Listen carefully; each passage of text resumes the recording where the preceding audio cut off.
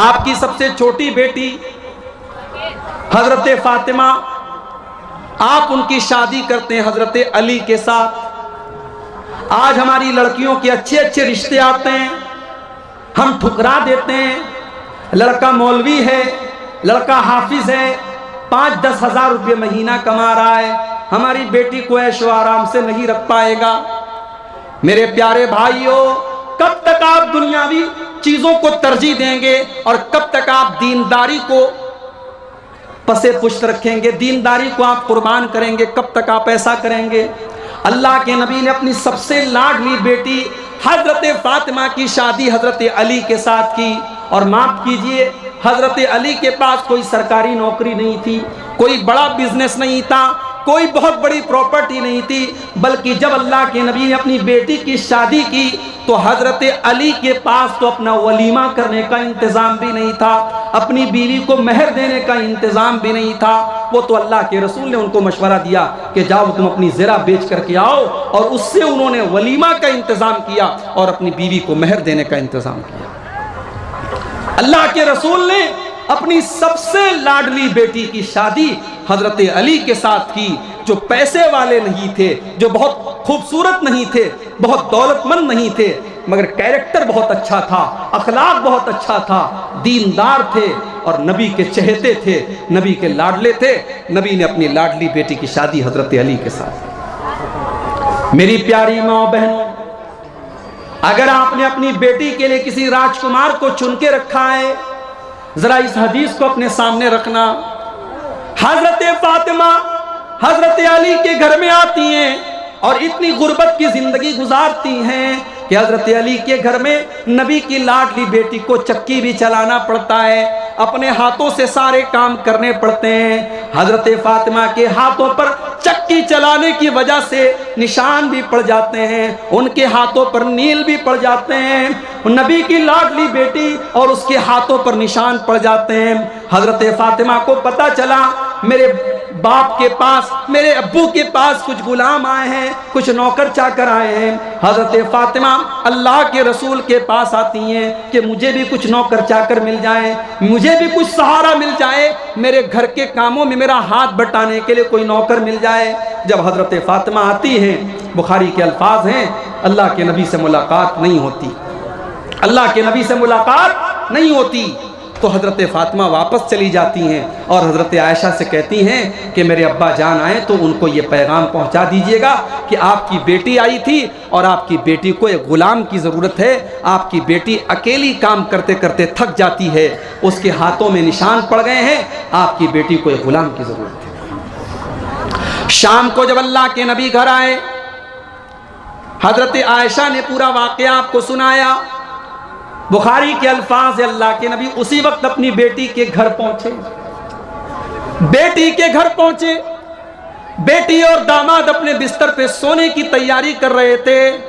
अल्लाह के प्यारे नबी अपनी बेटी के बिस्तर पर आकर के बैठ गए और आपने फरमाया, ऐ अली, ऐ फातिमा, मेरे पास इतनी ताकत तो नहीं है कि मैं तुम्हें गुलाम दे सकूं, मैं तुम्हें एक नौकर दे सकूं, लेकिन हाँ, मैं तुमको उससे भी एक बेहतर चीज तुमको दे रहा हूं। इज़ा अवैतुमा इला फिराशिकुमा, ऐ मेरी बेटी और मेरे दामाद, जब तुम बिस्तर पे सोने जाया करो तो 33 बार तुम सुभान अल्लाह पढ़ लिया करो, 33 बार तुम अल्हम्दुलिल्लाह पढ़ लिया करो और 34 बार तुम अल्लाहु अकबर पढ़ लिया करो। तुम्हें किसी नौकर की ज़रूरत नहीं पड़ेगी, तुम्हें किसी नौकरानी की ज़रूरत नहीं पड़ेगी। ये तस्बीह तुम पढ़ के सो जाओ, तुम्हारी सारी थकावट दूर हो जाएगी, तुम्हारी सारी तकलीफ़ें दूर हो जाएंगी। ये नबी की तरबियत का तरीका था अपनी बेटियों का। ऐसे तरबियत की है अल्लाह के नबी ने अपनी बेटियों को। मेरी प्यारी माँ और बहनों, आज मोबाइल पर और टीवी पर आने वाले सीरियलों ने हमारी बहनों और हमारी नौजवान लड़कियों का ज़हन ऐसा बना दिया है कि आज उन्हें हीरो चाहिए, उन्हें जीन्स और टी शर्ट पहनने वाला और जिम जाने वाला, उन्हें दुनियावी एतबार से खूबसूरत लड़का चाहिए, उन्हें दीनदार होने से मतलब नहीं है, उन्हें नमाजी होने से मतलब नहीं है, उन्हें ईमान वाला होने से मतलब नहीं है। आज हमारी लड़कियों की नज़र अगर है तो लड़कों की खूबसूरती, उनकी स्मार्टनेस और उनकी सरकारी नौकरी और उनके दुनिया में कामयाब होने पर है। आखिरत की कामयाबी और दीन की कामयाबी को कोई नहीं देखता है। तो शादी ब्याह में मेरे भाइयों, ये जो जहेज की रस्म हमने पाली है, अल्लाह के रसूल ने रस्मों को कैसे खत्म किया है, जरा आप गौर करें। अल्लाह के नबी के जमाने में एक रस्म यह भी थी कि कोई किसी लड़के को अगर गोद ले लेता था तो वो उसका सगा बेटा मान लिया जाता था। गोद लेने वाला लड़का सगा लड़का मान लिया जाता था, और जो औरत किसी लड़के को गोद ले वो औरत उस लड़के की मां मानी जाती थी। उसके जो और बच्चे होते थे, उस जिस बच्चे को गोद लिया गया है उसके भाई बहन माने जाते थे। इस्लाम ने इस रस्म को कंडेम किया, इस्लाम ने इस रस्म पर पाबंदी लगाई और इस्लाम ने इस रस्म को गलत करार दिया। और अल्लाह ताला ने कुरान की आयत नाजिल की, वमा जाला अदियाकुम, अल्लाह ताला ने तुम्हारे मुंह बोले बच्चों को तुम्हारा सगा बेटा नहीं बनाया। तुमने जिसको गोद ले लिया, जिसको तुमने मुंह से कह दिया ये मेरा बेटा है, वो तुम्हारा सगा बेटा नहीं हो सकता। अल्लाह की नजर में वो तुम्हारा सगा बेटा नहीं है। अब जरा गौर से सुनना, मैं जो बात आपसे कहने जा रहा हूं। अल्लाह के नबी ने हजरत ज़ैद रजी अल्लाह तआला अन्हु को अपना मुंह बोला बेटा बना लिया। ये हजरत ज़ैद कौन थे? ये बेचारे अच्छे खानदान के थे, लेकिन डाकुओं ने इनको बचपन में किडनैप करके इनको गुलाम बना के बेच दिया। अब हजरत ज़ैद गुलाम बन करके मक्का में बिक रहे थे। हजरत खदीजा रजी अल्लाह तआला अन्हा के चचाजाद भाई थे हजरत हकीम बिन हिजाम, उन्होंने खरीद लिया हजरत ज़ैद को और फिर हजरत खदीजा को उन्होंने दे दिया। फिर हजरत खदीजा की शादी जब अल्लाह के रसूल के साथ हुई तो हजरत खदीजा ने हजरत ज़ैद को अल्लाह के रसूल की खिदमत में दे दिया। अल्लाह के नबी ने हजरत ज़ैद को इतना प्यार दिया, इतनी मोहब्बत दी कि जब हजरत ज़ैद का सगा बाप और उनका चचा, जब उनको पता चला कि हमारा बेटा, हमारा भतीजा मक्का में मोहम्मद के पास रहता है सल्लल्लाहु अलैहि वसल्लम, जब उनको ये पता चला कि हमारा बेटा मक्के में एक आदमी के पास रहता है, तो हजरत ज़ैद का बाप और उनका चचा अल्लाह के रसूल के पास आए और कहा कि ए मोहम्मद, हम अपने बेटे को लेने आए हैं, आप हमारा बेटा हमारे हवाले कर दीजिए। अल्लाह के रसूल ने कहा ठीक है, अच्छी बात है, आप ज़ैद से पूछ लीजिए, अगर वो आपके साथ जाने को तैयार है आप शौक से लेके चले जाइए। ज़ैद के बाप और ज़ैद के चचा ने आकर के हजरत ज़ैद से पूछा कि ए ज़ैद, हम तुम्हें अपने साथ लेकर के जाने के लिए आए हैं, तुम गुलामी की जिंदगी छोड़ दो, चलो अपने घर चलो और आजाद की जिंदगी गुजारो। हजरत ज़ैद जवाब देते हैं, ऐ मेरे वालिद और ऐ मेरे चचा, मैं अपने आका को छोड़ करके कहीं जाने वाला नहीं हूं। मेरा सगा बाप भी उतना प्यार मुझे नहीं दे सकता था जितना मोहम्मद रसूलुल्लाह ने मुझको दिया है। मैं अपने आका को छोड़ करके, अपने नबी को छोड़ करके मैं कहीं जाने वाला नहीं हूं। मैं रहूंगा तो मोहम्मद रसूलुल्लाह के साथ रहूंगा। जब बाप ने ये देखा कि मेरा बेटा जाने को तैयार नहीं है, बाप बेचारा मजबूर होकर के चला गया। अल्लाह के रसूल इतना खुश हुए, आपने आकर के मक्के में ऐलान किया, आज से ज़ैद मेरा बेटा है और मैं इसके बाप के जैसा हूं और मेरी प्रॉपर्टी का वारिस भी ज़ैद बनेगा। आपने ऐसा ऐलान कर दिया और पूरे मक्का में लोग हजरत ज़ैद को ज़ैद बिन मोहम्मद कहने लगे। अब गौर से सुनिएगा जो बात मैं कहना चाहता हूं। जब कुरान की यह आयत नाजिल हुई कि किसी को अपना बेटा बना लेने से वो सगा बेटा नहीं बन जाता, अब इस रस्म को ख़त्म करने के लिए अल्लाह ताला ने अपने नबी को एक हुक्म दिया। हुक्म ये दिया कि ए नबी, हज़रत ज़ैनब रज़ी अल्लाह ताला अन्हा जो ज़ैद की बीवी हैं, जब ज़ैद अपनी बीवी को तलाक दे दें तो ए मोहम्मद सल्लल्लाहु अलैहि वसल्लम, आप ज़ैद की बीवी के साथ तलाक के बाद जब वो इद्दत पूरी कर ले तो आप उनसे निकाह कर लीजिए। अल्लाह के रसूल को अल्लाह ने हुक्म दिया कि आप अपने मुंह बोले बेटे की मुतल्लका बीवी के साथ, जो समाज की नजर में आपकी बहू है, अपनी उस लड़की के साथ, उस औरत के साथ आप शादी कीजिए। कितनी बड़ी बात है। आज हमारे समाज में अगर ऐसी कोई रस्म हो और आपसे मैं कहूं कि इस रस्म को तोड़ दीजिए, तो आपके पेशानी पर बल पड़ जाएंगे, पसीना आ जाएगा आपको कि इतनी खतरनाक रस्म। अल्लाह ने अपने नबी को हुक्म दिया कि ऐ नबी, जब ज़ैनब की इद्दत खत्म हो जाए तो आपको ज़ैनब के साथ निकाह करना है। अल्लाह के नबी डर रहे थे कि मैं अगर ज़ैनब के साथ निकाह करूंगा तो समाज क्या कहेगा। लोग ये कहेंगे कि मोहम्मदुर रसूलुल्लाह ने अपनी बहू के साथ शादी कर ली, अपनी बहू के साथ निकाह कर लिया। बड़े गौर से सुनना मेरे प्यारे भाइयों, मोहम्मदुर रसूलुल्लाह ने कैसे रस्म रिवाज को खत्म किया है। अल्लाह के नबी सल्लल्लाहु अलैहि वसल्लम ने हजरत ज़ैनब के साथ जब निकाह किया, पूरे मक्का में एतराज होने लगा। लोग कहने लगे मोहम्मदुर रसूलुल्लाह ने अपनी बहू के साथ शादी कर ली। लोग कहने लगे सारे मुसलमानों को 4 शादी करने की इजाजत है, मोहम्मद सल्लल्लाहु अलैहि वसल्लम ने 5वीं शादी कर ली। लोग कहने लगे इन्होंने दूसरों के लिए अलग कानून बनाया और अपने लिए अलग कानून बनाया। अब अल्लाह ने कुरान की आयत नाजिल की, सूरह अहज़ाब, मा काना मुहम्मदुन अबा अहदिन मिर रिजालिकुम वलाकिर रसूल अल्लाह। ओ लोगो, तुम मेरे नबी पर इल्जाम लगाते हो कि मेरे नबी ने अपनी बहू से शादी कर ली, जबकि मेरे नबी की औलाद में कोई लड़का नहीं है, मेरे नबी किसी लड़के के बाप नहीं है, मेरे नबी की औलाद में कोई मर्द नहीं है। आपके लड़के हुए 3 लड़के हुए, लेकिन तीनों लड़कों का इंतकाल बचपन में हो गया। आपका कोई बेटा जवान नहीं हुआ, मर्द नहीं हुआ। तो अल्लाह ने कहा कि मोहम्मद सल्लल्लाहु अलैहि वसल्लम जब किसी मर्द के बाप नहीं है, उनकी औलाद में कोई मर्द नहीं है, तो फिर उनकी बहू कहां से आ गई। लिहाजा तुम्हारा ये एतराज गलत है कि उन्होंने अपनी बहू के साथ निकाह कर लिया। মা বোনদেরকে অনুরোধ করি, আপনারা যেন না, বাংলা বক্তা আছে মৌলানা হাবিবুর রহমান সাহেব সালাফি, যাকে আমরা লম্বু নামে জানি, হাবিবুর রহমান লম্বু নামে আমরা জানি। তো আপনারা যেন না, 10 মিনিটের মধ্যে উনি আসবেন, আপনারা ওনার ওয়াজ শুনবেন। খুব ভালোভাবে বাংলা ভাষাতে খুব সুন্দরভাবে ওয়াজ করেন তিনি, আপনারা যেন না। और होटल बंद होने वाला है, जिनको जिनको खाना है जल्द खा लें। गौर करें मेरे भाइयों, आप एक रस्म को तोड़ने को तैयार नहीं है।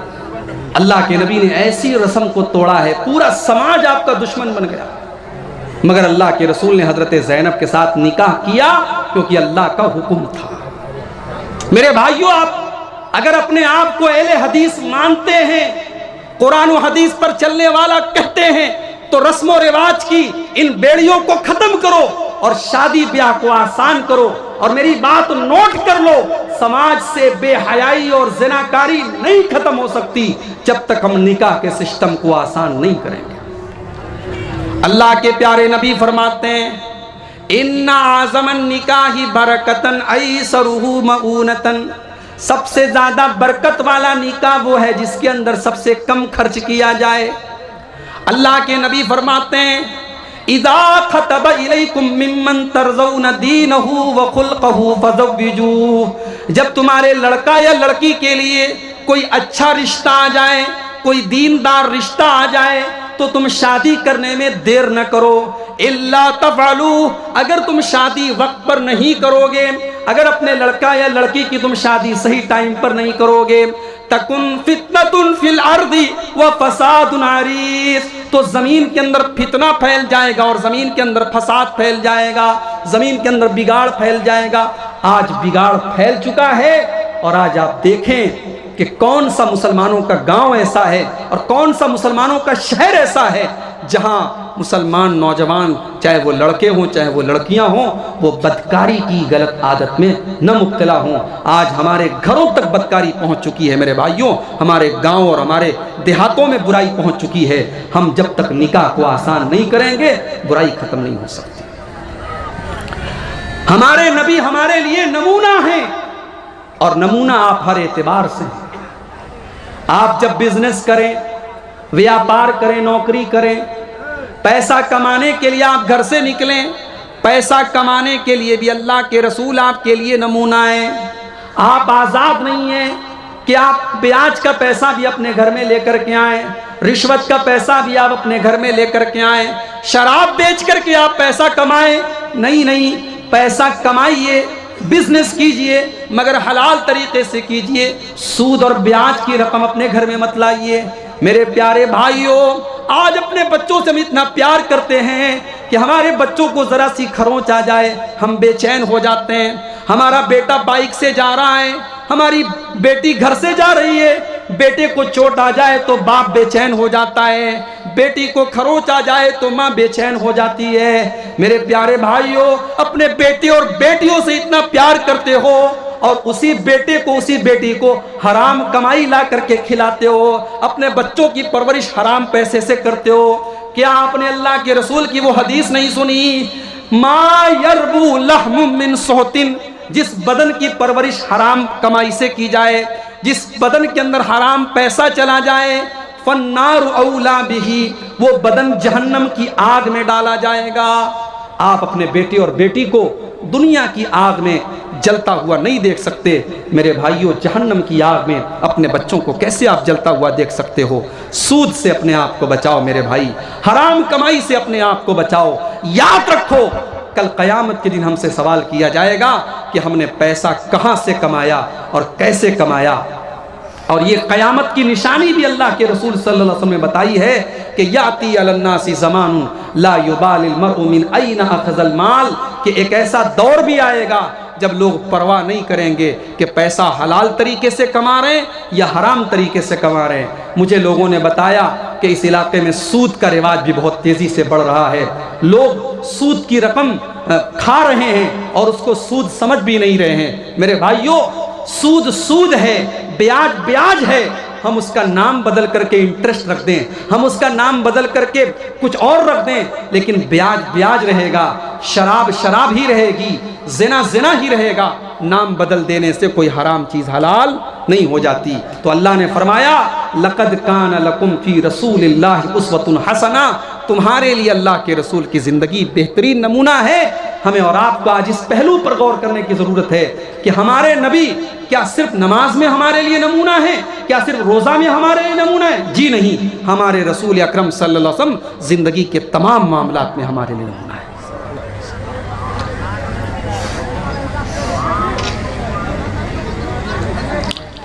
एक सवाल ये आया है कि अगर किसी ने किसी लड़की को गोद लिया है, पाला है, तो वो लड़की पालने वाले इंसान को बाप कह सकती है या नहीं, और पालने वाली औरत को माँ कह सकती है कि नहीं? बिल्कुल कह सकती है। भाई, हम एक आम आदमी को अपने बाप कह करके, चचा कह करके पुकारते हैं। एक आम औरत को जो बूढ़ी है, हम उसको माँ कह करके पुकारते हैं। हमारे माँ कह देने से वो हमारी माँ नहीं हो जाती, हम एहतराम के तौर पे माँ कहते हैं। तो जाहिर है कि अगर किसी ने किसी बच्चे को गोद लिया है तो वो अगर माँ की तरह परवरिश कर रही है, वो बाप की तरह परवरिश कर रहा है, तो वो लड़का या लड़की उसको माँ कह सकती है, उसको बाप कह सकता है। मगर माँ कह देने से वो उसकी सगी माँ नहीं हो जाएगी, और बाप कह देने से वो उसका सगा बाप नहीं हो जाएगा। और वल्दियत में हमेशा उसके असल बाप का नाम ही लिखा जाएगा। और जब उस लड़का या लड़की की शादी होगी, निकाह के टाइम भी उसका जब नाम लिया जाएगा तो असल जो बाप का नाम है वही नाम लिया जाएगा। और सरकारी कागजात भी जब बनवाए जाएं तो कोशिश की जाए कि असल वालिद का नाम ही लिखा जाए, ताकि किसी तरीके की गलतफहमी न हो। इस्लाम ने इस पर बड़ी सख्ती से जोर दिया है कि वल्दियत किसी की तब्दील नहीं होनी चाहिए, जो जिसका बाप है उसके असल बाप का नाम ही उसके साथ लेना चाहिए। और यहाँ एक बात और भी याद रखिए कि अगर किसी ने, मान लीजिए, किसी बच्चे को गोद लिया, अब पहले से उसके कुछ लड़के या लड़कियां हैं, तो अब इसने जिस बच्चे को गोद लिया, अगर उसको दूध पीने की उम्र में दूध पिला दिया, यानी वो बच्चा या बच्ची 2 साल के अंदर उसको गोद लिया और उसको दूध पिला दिया 2 साल के अंदर, तब तो वो सब आपस में भाई भाई बन गए, भाई बहन बन गए। लेकिन अगर उसको मान लो 2 साल के बाद लिया या दूध नहीं पिला सकी, तो फिर ये आपस में भाई बहन नहीं माने जाएंगे। इस औरत के जो पहले से बच्चे हैं वो उसके सगे भाई बहन के बराबर नहीं माने जाएंगे। जब ये लड़का या लड़की जवान होगा तो फिर इसको बाकी लड़के या लड़कियों से जैसा शरीयत का हुक्म है पर्दा करना पड़ेगा और शरीयत के हुक्म के मुताबिक चलना पड़ेगा। तो मेरे भाइयों, आज हमें और आपको इस पर भी गौर करने की ज़रूरत है।